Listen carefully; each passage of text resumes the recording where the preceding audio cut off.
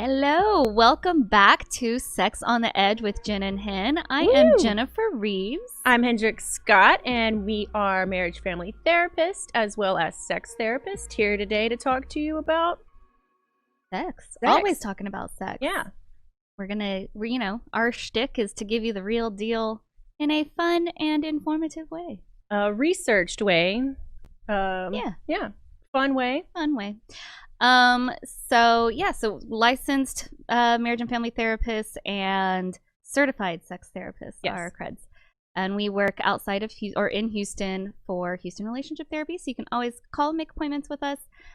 Today we are going to talk about wait a second. I know what I wanted to say. Y'all, thank you so much for the love so far. Wow. Yeah. Wow. Keep it coming. Definitely beyond our wildest imaginations. And speaking of imaginations, that wasn't rehearsed at all. Today we are talking about some fantasies. Sexual fantasies. Well, I mean, are there other kinds? Yeah. Oh, I guess I have the fantasy of, my man like doing the dishes. Oh my gosh. But no, like sci-fi. Oh, like fantasy, unicorns. Fantasy is a whole genre. Too. Yeah. So vampires, unicorns. Although that goes into sexual fantasies as well. I mean, yeah, it's true. So, so Hendrix, define fantasy for us. Fantasy. Well, I want to start with what it's not. Oh. Ooh. What is it? What is it not? Do tell. Do tell. Pray tell. We're all on the edge of our seats. Well, okay. So this is where our clients kind of come in with a negative view of sexual fantasies. Like they come in and are like, oh my God, my spouse or partner is fantasizing about XYZ. Oh my God. Yeah. So part of this comes from our social context. I found this wonderful article. What was the name of it? 1984 Sexual Fantasies. What are their hidden meanings at the New York Times. It was fantastic. It's a fantastic read. 1984. But yeah, it really How hits things different back then. Exactly. I mean, I was only 2, so I don't really remember. Yeah, but it was a negative view, and basically the whole thing kind of talks about. It says sexual fantasies are a clinical barometer. Ooh. To find what was it? Oh, to look for the difficulties that a person has with intimacy. So think about that, how it's been passed down to us generationally, and like what our parents thought, what our grandparents thought. Of course, we would think. Gosh, that's not how we think of fantasies today. At all. At all. At all. At all. Yeah. Not at all. Yeah. No. Fantasies are healthy. Yes. Or they would look at it to your partner. So the research in this, it was like, well, men have to fantasize about Raquel Welch because the women are critical and unaccepting of their sexual advances. I mean, maybe, but also lesbians weren't really out then. So, and then the women, they were like, well, they're fantasizing to disassociate out of sex. Because that's so not true. I know. And it was like, it was all really bad, negative things. Wow. But the article is pretty fascinating. Some of it was interesting. And they actually mentioned sex therapists in it. Oh, really? Yeah. I feel like a lot of that could have been talked about in our bad sex advice segment that we like doing. Really, that's like that's not just that. That's a lot of inaccurate information. So how has research changed with that? What did you find? Well, wow. Let me tell you. Lay it on me. It's just our friggin' imaginations. I don't know. Like so like speaking of imagination. I mean, it's a bunch of things. It's just how we escape. It's how we cope but sometimes. Not necessarily escaping from the relationship. Yeah, it's like just from life. Yeah, Yeah. What? Okay, well then when you say that though, like that makes me think of like daydreaming. Is there a difference? Is there? I don't know. What do you think? I don't know. There's a difference between night dreaming, which we'll talk about in a second, but daydreaming, I don't know. I think sometimes the mind just wanders. But when it comes to like sexual fantasies, I don't know that I would consider like a sexual fantasy so much as a daydream as opposed to sometimes it's something that we want to try. Sometimes it actually isn't. And that's the thing about it is I think I think there are certain fantasies that people they have, and it freaks people out because they think, oh my god, do I want to do this? I want to do this so bad, but no, you really don't. not always. Yeah, not always. Sometimes you do. Although there's a fantastic quote, like, I love this movie called Life of David Gale. You ever seen it? My gosh, like a forever ago. Yeah.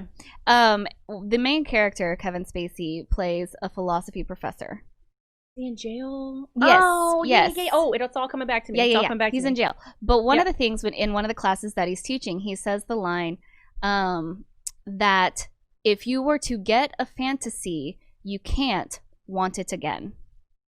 I don't think that's true, but it's still a very interesting line.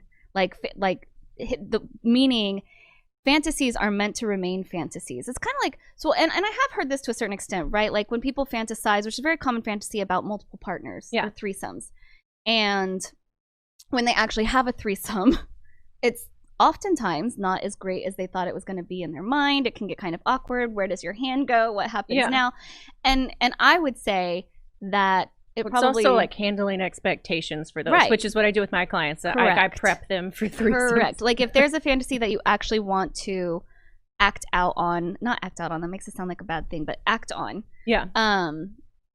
Then I think that you would want to talk about expectations and make sure that you have realistic ones and not like, oh my god, this is going to be mind-blowing and the best sex ever the very first time. Yeah. Just like your very first time ever having sex is always going to be mind-blowing and there's not going to be any issues and it's going to feel so good. No. Yeah. Not for most people. There are a few people, I don't know what the percentage breakdown is, but some people, their first time is really great. The vast majority of people, it's actually not. Anyway. Just like sexual experience to begin with isn't really up there on the positive. It's more awkward and where does this go? Yeah, exactly. Anyway, so it can be like triggered accidentally. They can come from memories. They can come from like all kinds of stuff. Yeah, definitely. But also back to what it's not. What did you say earlier? They're not fetishes. They're not fetishes. Sexual fantasies are not fetishes. Yeah. What's a fetish? Yeah. What is a fetish? A fetish is the act of. You're actually acting on a fantasy. Okay, that's interesting. Okay, how would you define it? I think that sounds pretty good, but the way that comes out though, and I'm really curious. This is an interesting take. Is if once you've acted on a fantasy, is it no longer a fantasy? I don't know. Or does it remain a fantasy that you fantasize about? Well, then I guess it turns into fetish and then you're proactive about it.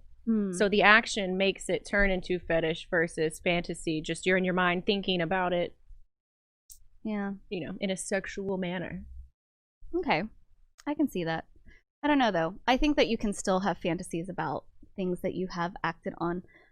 But I think fetish takes it to the more like you do it on a more regular basis. Yeah, like the proactive piece of it. The proactive piece of it, I think, is what would make it turn into a fetish versus just a fantasy. Because I think, like, if you have somebody that you're like, oh, like, I love being tied up once in a while. Is that a fetish? Or is that like, I like the fantasy of it and I like to act out on that fantasy once in a while? Yeah, I would say that's fantasy of it. I would too. I feel like you know it when you see it. Like I know my clients whenever they're in fetish, they're lifers. Yeah. They're like FetLife. FetLife, yes, FetLife. For those of you who don't know, FetLife is for the BDSM community. Mm-hmm. Yeah. Mm-hmm. Yeah, it is a social media thing. Mm-hmm. And there are pictures on there. there are pictures. So it's definitely not as censored. Yeah. As far as photos and content. Well, because in the sexual realm. I mean, they're about not censoring sexual fantasies in general. They've gotten in trouble for some things, and there's like debate about that. But again, we're not here to talk about fetishes, so we'll get on that on another episode. Yeah, stay around. Oh, what else? It's not a sex dream. Yeah, sex dream. So the difference between a sex dream and a fantasy is that in all reality, a dream is not really something that you have conscious control over. None. But a fantasy, despite the fact that it can start out as like potentially like a daydreaming, you're just sitting around and all of a sudden decide you want to fantasize about something, you do actually have conscious control over it. You can stop the fantasy and move on to other things, or you can exert more control over, well, now I want to do this in my fantasy, or I'm gonna bend him over that way, or I'm going to spank her with this. You know, you have a lot more control over how the fantasy is going to play out versus a dream. You don't. So I also feel like there's people who love having the control of sexual fantasy and people who don't like having the control of like they let their mind run because they're just tired of having to hold it in all the time. Like we have social pressure to act a certain way, think a certain way, be a certain way. So in your mind, you're let loose and free to do whatever you want. Yes. What's the let loose and fancy free, or footloose and fancy free? If she breaks out into the Footloose song, I thought about it. I'm gonna have to leave again. I was this close. I'm gonna have to leave again. I didn't do it. There was another song I almost broke out into earlier, but it will happen, Hendrix. I will break out into song. I know. I'll You're disassociate. Lucky I don't get up here and do an Irish jig. Like, I could do that for you. Oh my gosh. But sexual fantasies do sometimes meet our psychological needs. Sometimes we are missing something. Sometimes we are missing excitement, or we love novelty. We're humans. We love novelty. Yeah. Well, I mean, there's that piece of, and we will definitely talk about this again and I'm sure multiple times, but mating in captivity, right? And that idea that our goddess Esther Perel. Yes, she is a goddess. She is amazing. But she says that, you know, on the one hand, as humans, we desire things that are safe and secure. Yes. But on the other hand, we like new things and and change. And so how do you have novelty in something that is safe and secure? And so she talks about, you know, the idea of like introducing the third, and that can be anywhere from a third person to role play to a new toy to you know, a new way of masturbating. I mean, there's so many different ways that you can play with the idea of the third. Maybe we'll talk about that book one. Somebody let us know. Oh, we will eventually, I'm sure, because it'll be on there. Also, our fantasies evolve. They're not static. Like we don't stagnant. What word am I like? Stagnant. Yeah, that works. Yeah, they evolve, they change. Partners don't have to be so worried by the fantasies of just like, you know, they might, like 5 years from now, they might be doing a whole other thing. But that also might give some people anxiety. So I don't know. Right. Well, and the other thing to remember, we will come back and we'll talk a little bit more about our book of the month. Woo! And as we talk about that, we will talk more specifically today. We're talking about fantasies today, but we're talking specifically about people that we fantasize today. So, you know, we'll give you some stats on all of that and some fun information. And so we'll talk about that when we come back. We'll introduce who we are and what we fantasize about. Yeah, who we are, what we fantasize about. Yeah. And people, how certain people, which is not very common, but we'll talk about that as we talk about the book in just a few minutes. Stay tuned. Stay tuned.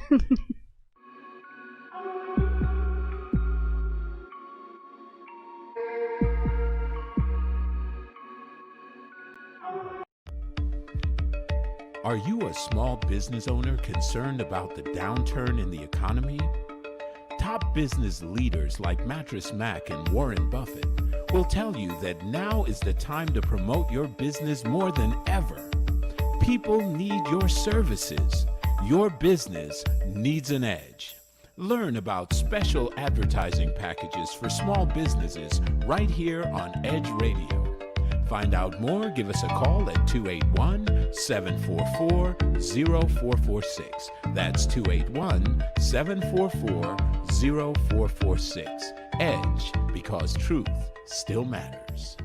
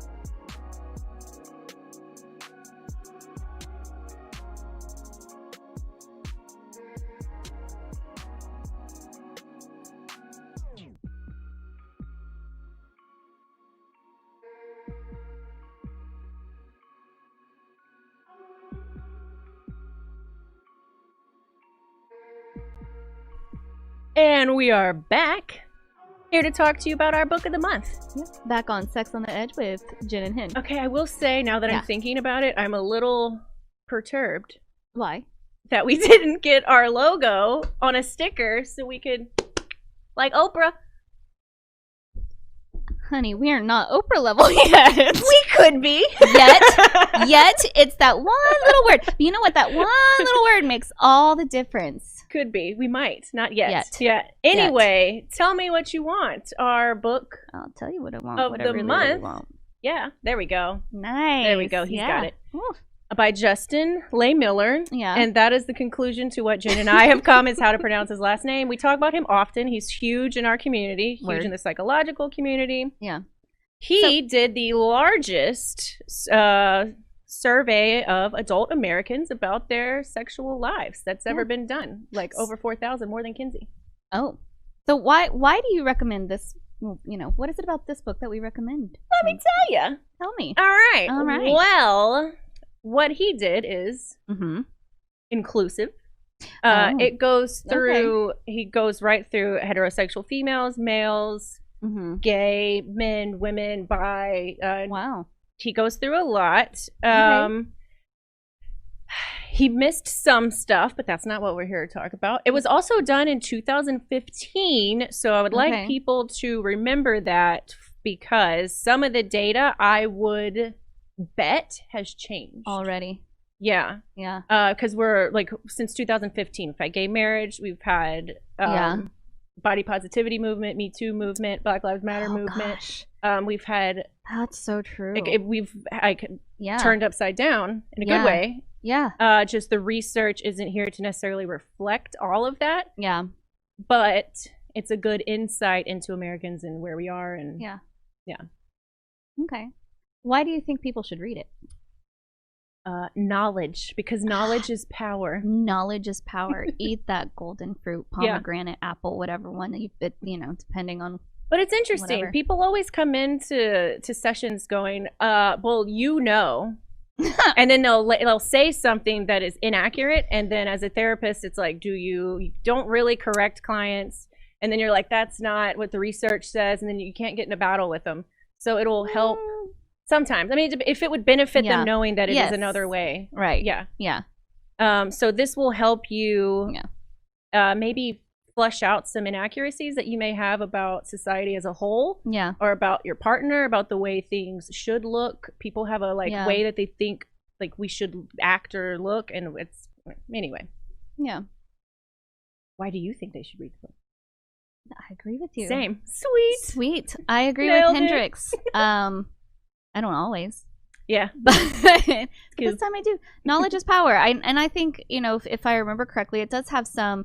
So he goes into a little bit about like what some common fantasies are, since we're talking about fantasies today. So he goes into what some common fantasies are, and I believe he gives a little bit of advice on how to go about acting on those fantasies if it's something that you decide you want to act on. Yeah. So I think that is a very helpful piece of the book as well. So there's the information, and there's kind of the stats that he found and everything else that I think is fantastic. But it goes into a little bit more. So it does have a little bit of a self-help piece to it. Yeah. Which is so today we only picked a few segments. We're not going to read the whole damn book to you. You can read it on your own. Thank you. It may come back at a future time as we talk about different kinds of fantasies. But today. I mean, so okay, y'all. 2020 was a rough year. Rough, right? Rough year. And I know we're all effing tired of hearing about politics. Yes. But politics and sex is kind of fun. Way fun. So we're going to put a new spin on it in honor of 2021.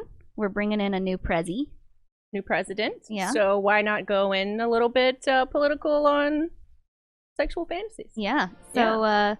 So and actually this is something that is in the book. This is very interesting. This is stats that Justin found that we thought were really fascinating to me. Really intriguing. Yeah. Republicans and Democrats, what are their sexual fantasies? How do they differ, and how are they the same? Yeah. Turns out that they don't just disagree on politics according to this. They fantasize about different things differently. Yeah, they actually do. Yeah. So do you want to take over? What are Republicans? I can go. And by the way, let's just preface, we're not bagging on or ragging on either one. No, I think once they hear it, I think once you hear like what we're saying, you'll see like neither one of these are bad things. There's just a difference. It's a difference. So I'm going to start with Republicans, but Dems, we're coming after you afterwards. So sit tight and, stop your judgy little ways. So because I know they're all about to be like, what are Republicans thinking? Yeah. So what do Republicans think about? Well, let's talk. It starts with they have generally the platform sits on a traditional view of what is acceptable, not acceptable. Sex is generally reserved for lifelong monogamy and procreation. Mm-hmm. So, and making a family. Also, it's not a pleasure, centered platform. Like it's like family and God first. Okay. So it would be, I know, making moves with my, I don't know.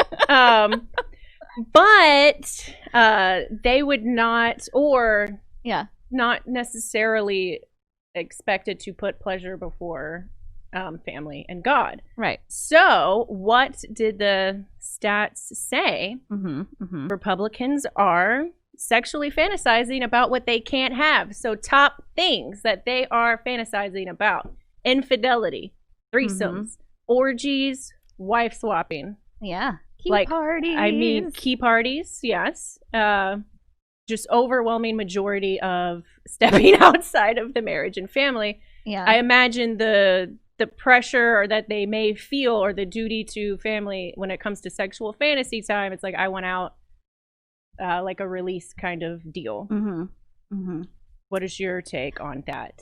On the Republicans? Mm-hmm. Yeah, no, I think that's very interesting. Like he talks about they report also more fantasies with voyeuristic themes, cuckolding, sex, like and I agree. Like I think that's interesting that it comes back to so much of what Republicans kind of put their platform on is the idea of the traditional family unit and traditional monogamy and relationships and sex and whatnot. So Yeah, so it's just about wanting what you can't have. And again, these are sexual fantasies. It doesn't mean that they're actually leaving, although sometimes it does happen, as we know so publicly for some people. Yeah.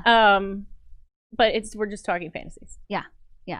So Democrats. Dems, we're coming for you next. I know people are like, what are Dems? Like, what are their, like, people are guessing right now. Like, so I'm going to say what they fantasize about first, and then say how that holds into their platform. Okay. So Democrats were found to fantasize more about the spectrum of BDSM. And I like that he specifically says in the book almost the entire spectrum of BDSM. From bondage to spanking to dominance and submission play.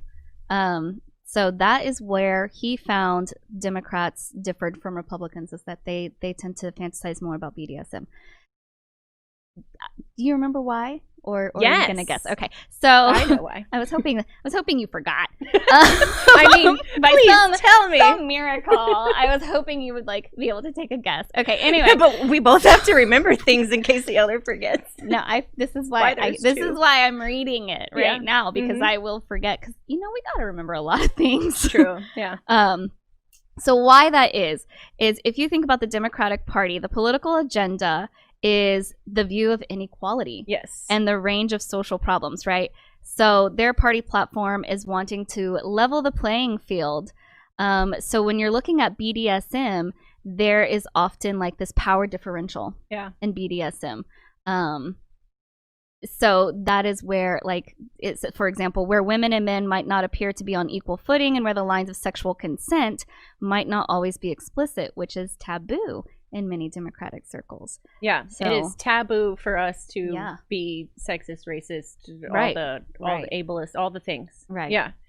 So it would make sense that in fantasy world, it's like, woo, there's a lot of time being spent about social inequality. Yeah. So it's kind of like letting the mind go, I don't care right now in this very specific moment. Right now, I want you to pretend, he doesn't say specifically, but I would be curious, like, if that would include things like the rape fantasy.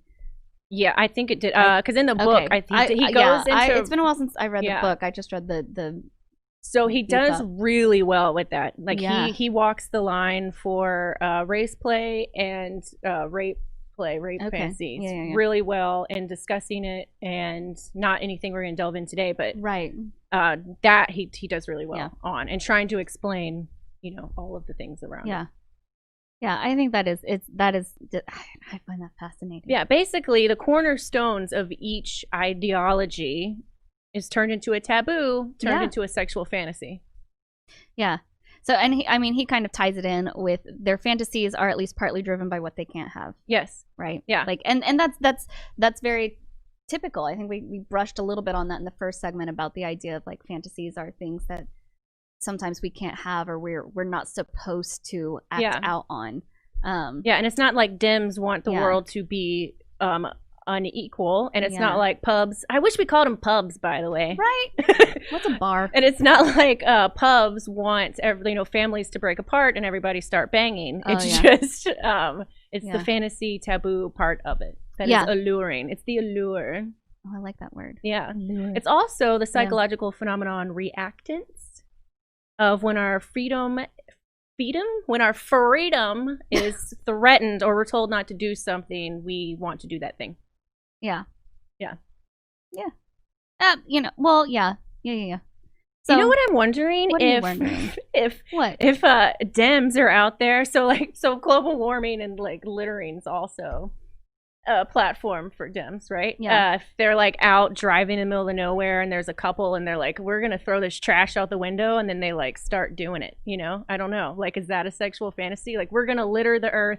Oh, this is taboo. And then they're gonna pull over, have sex, and be like, "We're just kidding. We're just kidding." Oh yeah, no, they would definitely get out and cry. Just kidding, Mother Earth. Mother Earth, I'm sorry. Yeah, sorry. They're like just trashing the place, and then like, we're gonna bang in this, and then we're gonna pick it up and recycle it. Ew. Like, yeah. I don't know. I mean, you might be putting thoughts into people's heads right now where they're like, you're such a bad boy. You're so naughty. Oh my God. And then you're like spanking them with like a plastic you're supposed to recycle. Bad boy. You threw a can out the window. Bad boy. Take this to the recycling distribution center. Please, somebody tell us you do this. Oh my God. Like, if you do Sex this, on the you have Edge to with call Jen us and Hin at gmail.com. Like, please, somebody tell us that this is a sexual fantasy of yours that y'all like to act out, is that you are bad because you have littered. I mean, but we shouldn't litter. I'm just saying. No. Like, but I mean, you could also turn it into a role play. Think about all the people that have the teacher-student fantasy. It's a common fantasy. That's taboo. We can't do that. Right. Yeah. Right. So, but it also leads into that idea of like somebody's a bad girl or bad boy. And spankings and handcuffs and. Oh, yes. Also, before she gets too titillated herself, Dems were more likely to go into gender bending, but I don't think that's like any big surprise. Like, quelle surprise, Yeah. Like that one was a pretty like, oh, yeah. Oh, I did think that it was interesting. Oh, we'll have to come back and talk about this, but there were certain people that both parties fantasized about. Do you remember? So the number one, at least in 2015, the number one person that both Republicans and Democrats fantasized about. Don't say it, because I think I know what you're about to say. What do you say? Sarah Palin. Yes, like that was like mind-blowing. And I just said, you'll get back over there. Bye, Russia. Oh, you. That one was something. Like, that was whenever I was like, when was this done? We just waved across and said, oh, you Russians, you stay over there. We don't want your kind. Disassociating again. Hey, earlier I did the Russian accent when we were off air. Anyway, she did. On that note, it was delightful. It was a delightful Russian you love accent. me. We'll be back shortly.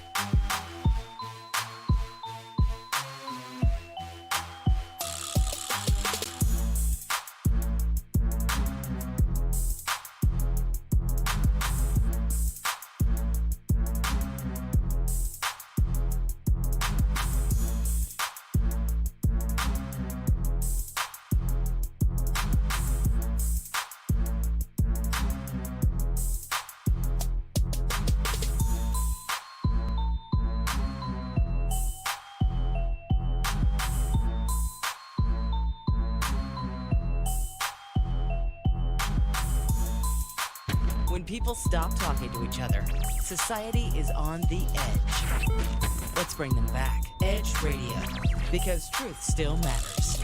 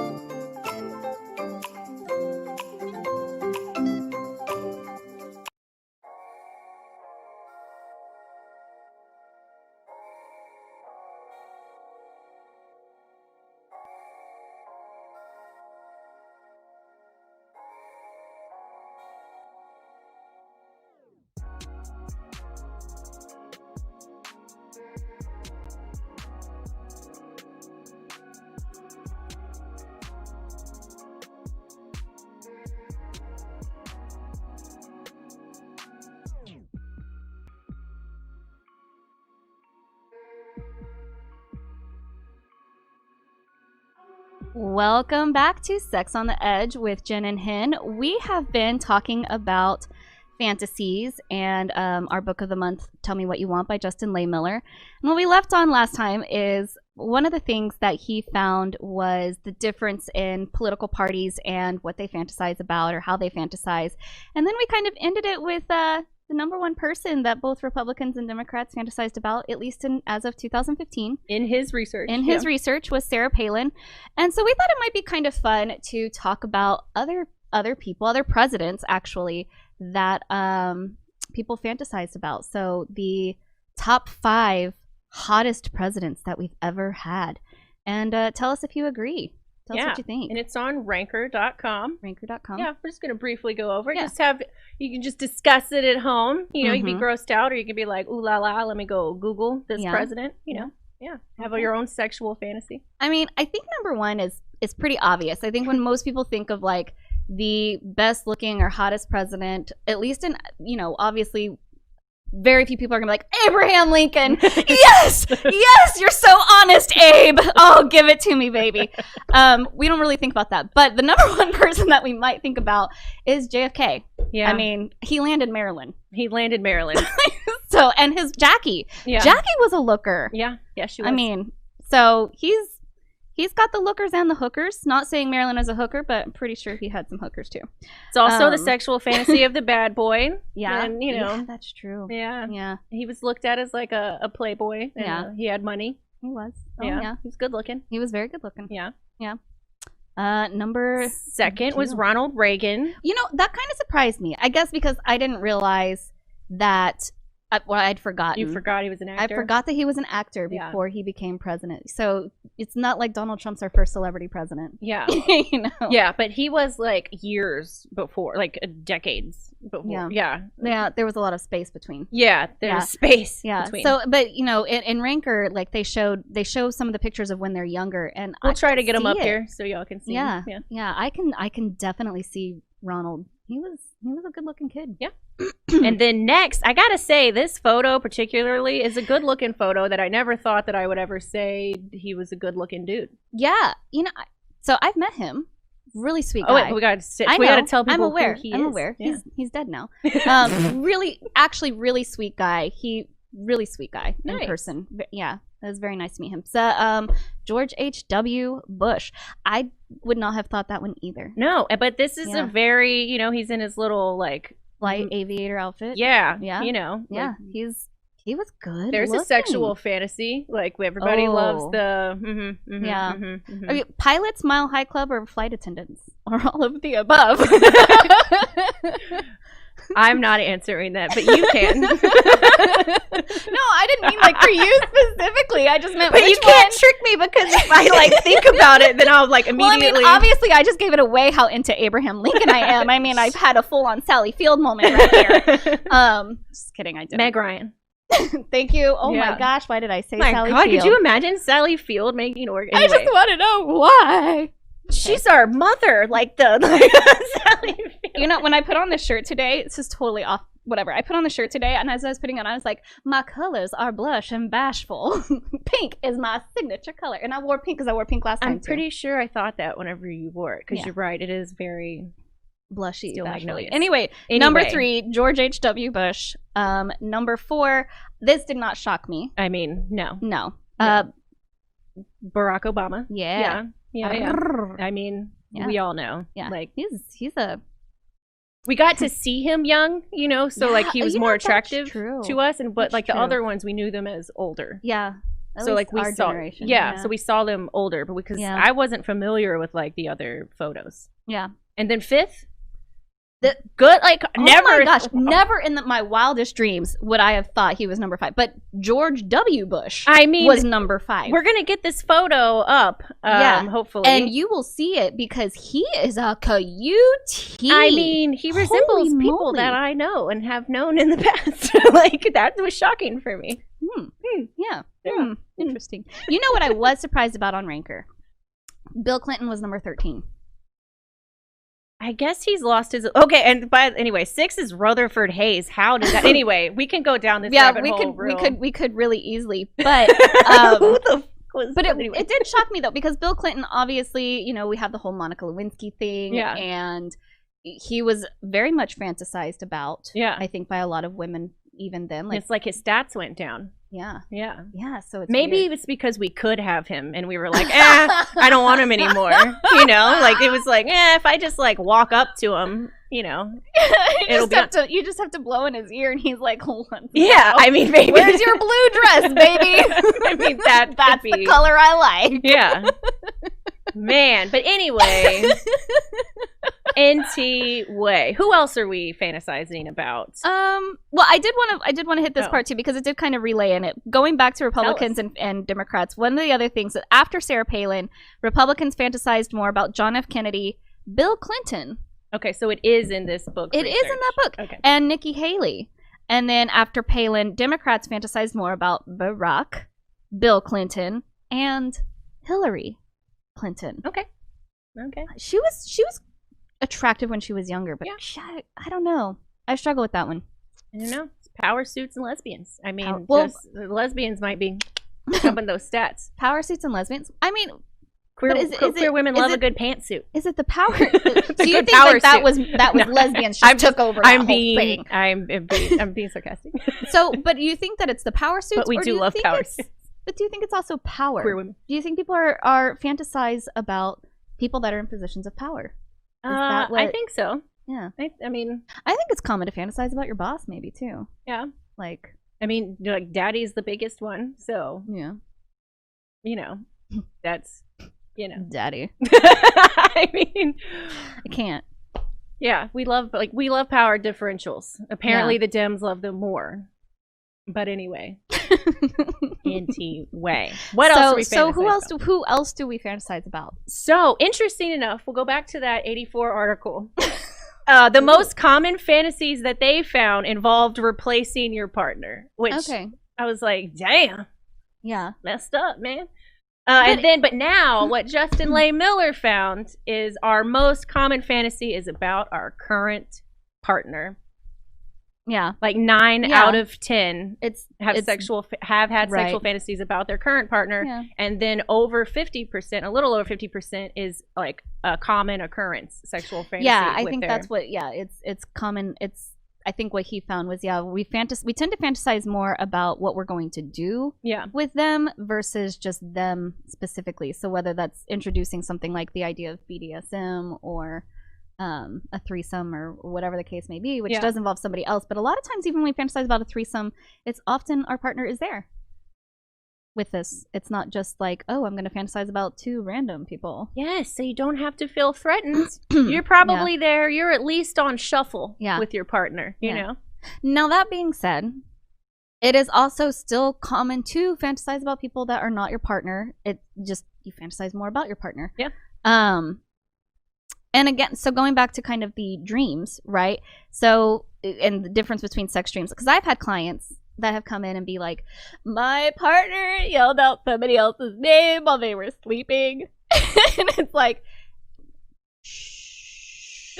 It's gonna be all right. Hush now, baby, don't you cry. Yeah, that doesn't mean shit. I mean, it's a dream. It's a dream. I mean, you can bang a lot of interesting people and things in your dreams. You know, it's like you have, it's flashing before my eyes. So I'm not. Yes. But we do. I will say this: that sometimes we can fantasize about partners that we've been with in the past or exes, and that's. I mean, is that a fantasy or is that a memory? I think is a debate we had before we came on the show. We were talking about that. And remembering that you had good sexual moments with them, and that doesn't mean that you want to be with them again. It doesn't mean that you don't want to be with your partner, or that you don't even want to have sex with your partner. Yes. It's just a common part of, we have memories. So yeah, and then sometimes he talks about it a little bit in the book, which, by the way, did you know men were most likely to, in their sexual fantasies, gay men and heterosexual men, queer men, whatever, to be young in their that doesn't surprise sexual fantasies, but not women me at all, which was interesting. That is really interesting. Yeah. But anyway, so part of it that they were talking about is like you're reliving your youth. You're reliving moments that have slipped away. Yeah. And like in your brain, you're kind of like finding a way to cope with that loss. So sometimes sexual fantasies can be that. But I think that's also potentially related to, I know a lot of women that have come in, and when I ask them what they think about when they're masturbating, they actually are just focusing on the pleasure they're receiving. They're not, or that they're giving to themselves. They're not actually picturing anything. Whereas statistically, a lot of men do tend to have like that visual in their head or on screen or whatever the case may be, and so that's a little bit of a breakdown there. So that doesn't surprise me that women wouldn't fantasize about themselves being younger as much. Yeah. Or even I don't even know that they would fantasize about themselves whole. They might fantasize about sitting on someone's face and again thinking about the pleasure that they're receiving from that person's face.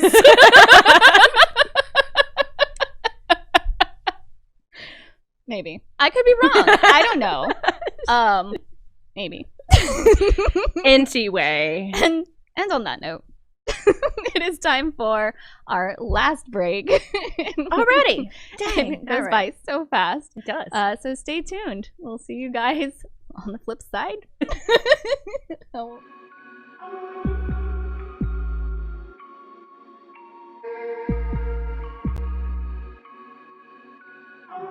We work our whole lives to support our families. With one accident or illness, it can all be gone in an instant. Now there's a smart, affordable way to protect your family.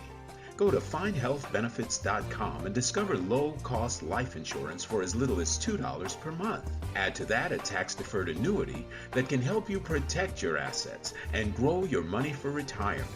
Learn more. Go to findhealthbenefits.com or call 877-235-6094. A critical illness can strike without warning and wipe out your life savings. In fact, it's the #1 reason for bankruptcy. Find Health Benefits offers an affordable solution. Get up to $50,000 if you get cancer, stroke, or a heart attack, giving you the peace of mind to focus on getting better while the plan helps you to pay your bills and medical expenses. Learn more. Go to findhealthbenefits.com or call 877-235-6094.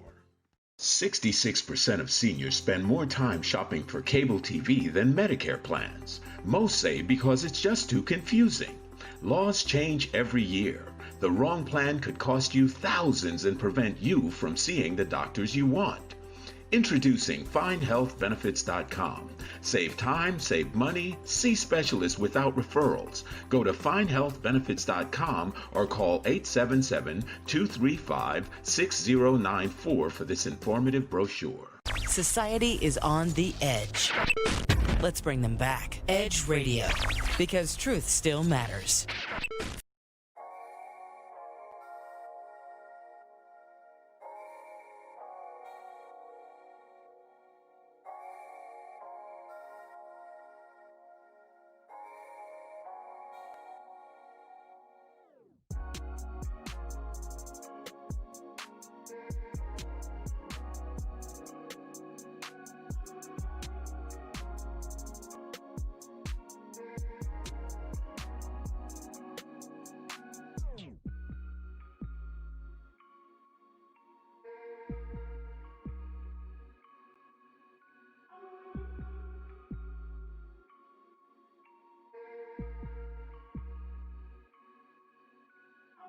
Hey, welcome back to Sex on the Edge with Jen and Hen.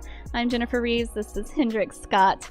I gotta stop dancing. I wiggle. Like, why do I wiggle? I don't know. Because I it's fun. like, I get pumped, man. I mean, because I like to believe it's because I serenade you between that the breaks. is definitely like, not it. Your voice is so beautiful. It just makes me want to move and dance.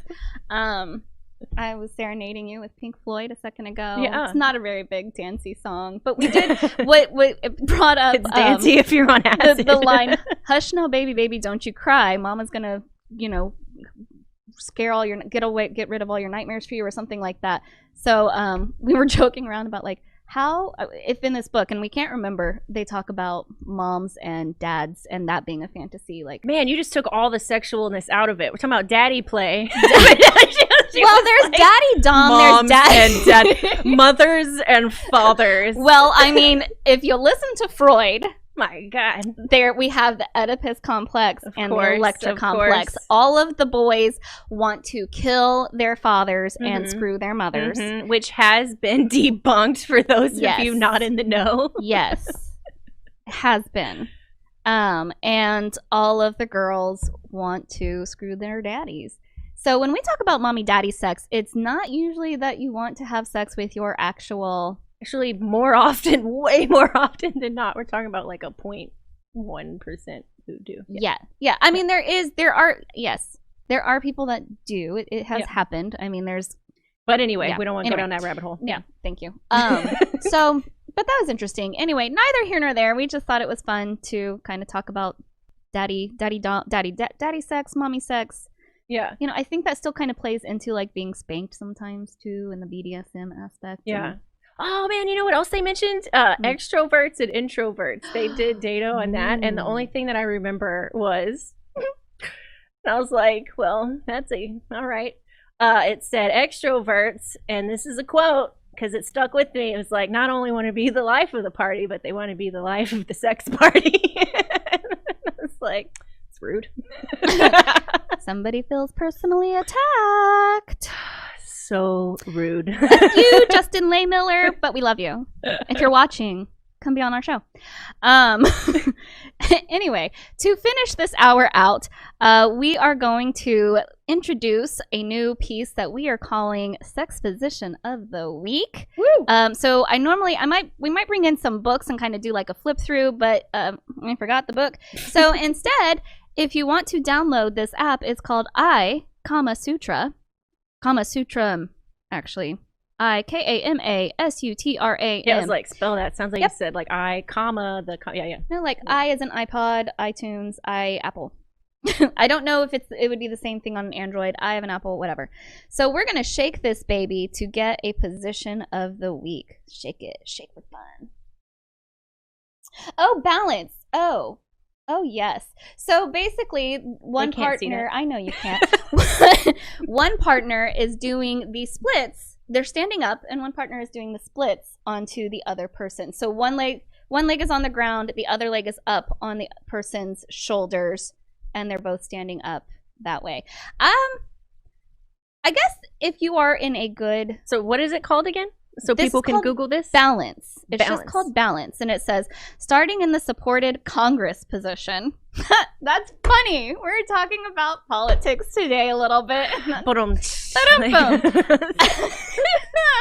And I will say this is more heterosexual based, but I think this could be anyone.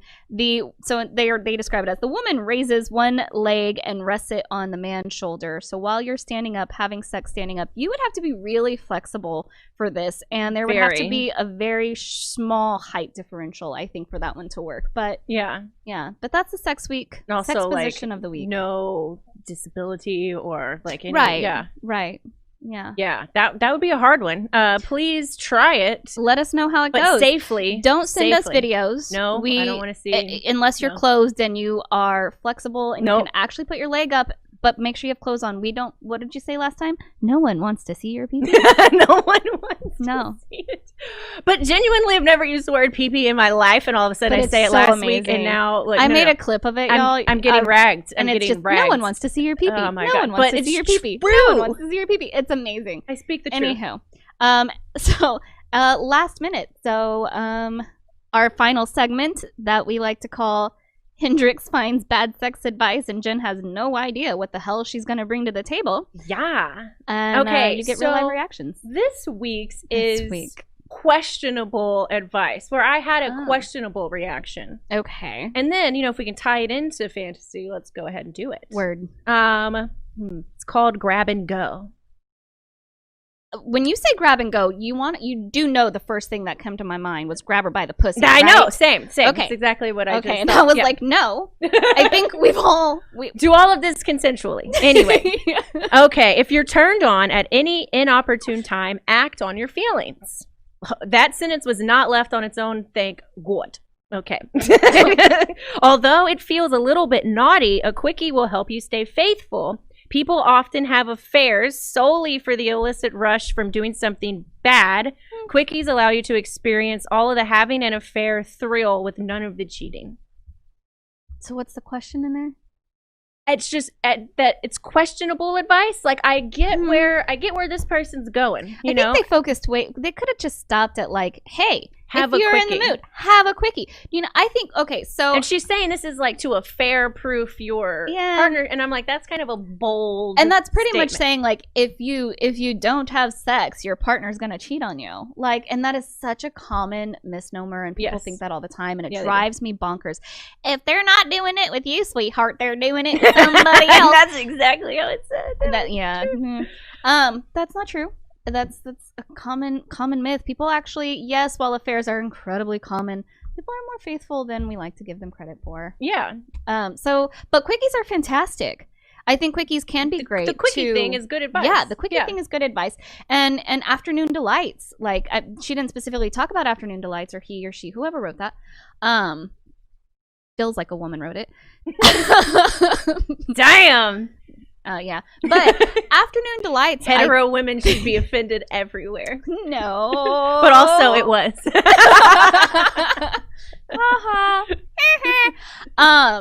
But yeah, afternoon delights I think are amazing. Yeah. I mean, I think that they are. There is something that also feels a little bit naughty about having sex in the middle of the workday. Yeah. Right. Like, if your partner is able to meet up with you on their lunch break and have sex, or see, now we're getting into fantasies. Like fantasies. Oh, look at how I did that. Y'all, that wasn't rehearsed at all. That's so cool. Look at me. I'm a hair flipper. I'm going to flip my hair on that one. Good. Me too. I'm obviously the girly girl. Yeah. Fantasies, I think. Well, I mean, I think another common fantasy is having sex at work, right? So that plays into afternoon delights. Don't do it if you're going to get in trouble. Or get fired. Acting out on a sexual fantasy is not worth your job. Yes. Period. Anyway, all right. How much time do we got? We got like 1 minute left. 1 minute? Is that 1 minute? Oh. Okay. Well, then on that note. Yeah. So we'll talk about how can people reach us. So we're Sex on the Edge with Jen and Hen. We are on Facebook and Instagram as Sex on the Edge, so find us there. Email us at sexontheedgewithjenandhen@gmail.com. Yes, and go forth and talk with your partners about sexual fantasies. Now that you know you don't have to be afraid of them, they're just fantasies. We can talk about them, and if you can't talk about them with your partner, or if one of you gets defensive or shuts down, or you can't have a conversation, contact us and we will help. We are at Houston Relationship Therapy, so www.houstonrelationshiptherapy.com. You can schedule appointment 1-800-913-9613. We would love to help you. And if there's anything else that you would like to, if there's ever anything you want to see on our show, if there's something that you have a question about, or you think that you would make amazing guests, I mean, don't get offended if we tell you no, but if you think that you would make amazing guests, email us. I'll probably be the one telling you no, because, I just want everybody on the show. I'm like, yes, come be on the show.